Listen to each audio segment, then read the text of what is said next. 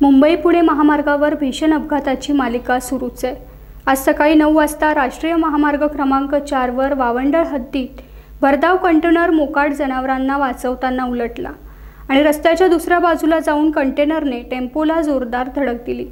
त्यानंतर स्कूटी उभी करून भ्रमणध्वनीवर नातेवाईकांशी बोलणारा तरुणाला जोरदार धडक बसली, त्यामुळे तो रक्ताच्या थारोळ्यात पडला। कंटेनर व टेम्पोची इतकी भीषण टक्कर झाली की परिसरातील लोक घटनास्थळी दाखल झाले। पनवेल दिशेकडून खोपोलीकडे जाणारा लोखंडी कॉईल भरलेला कंटेनर क्रमांक MH46 BM 9933 हा कंटेनर मोकाट जनावरांना वाचवताना तोल जाऊन खोपोली पनवेल मार्गावर उलटून गुड्डे बिस्किट घेऊन जाणारा टेम्पो क्रमांक MH04 LE 7747 या वाहनास मागील बाजूने धडकला।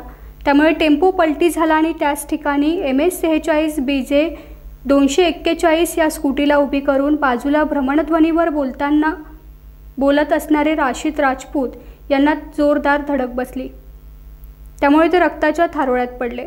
अपघातानंतर तातडीने रामदास कानईकर यांनी प्रथम धाव घेतली।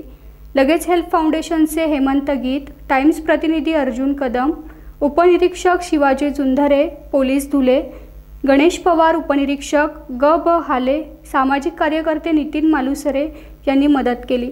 अपघातानंतर 2 तासांपर्यंत IRBची यंत्रणा घटनास्थळी मदतीला आली नाही।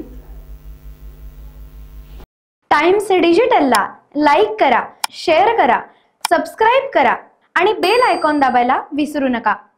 Times digital.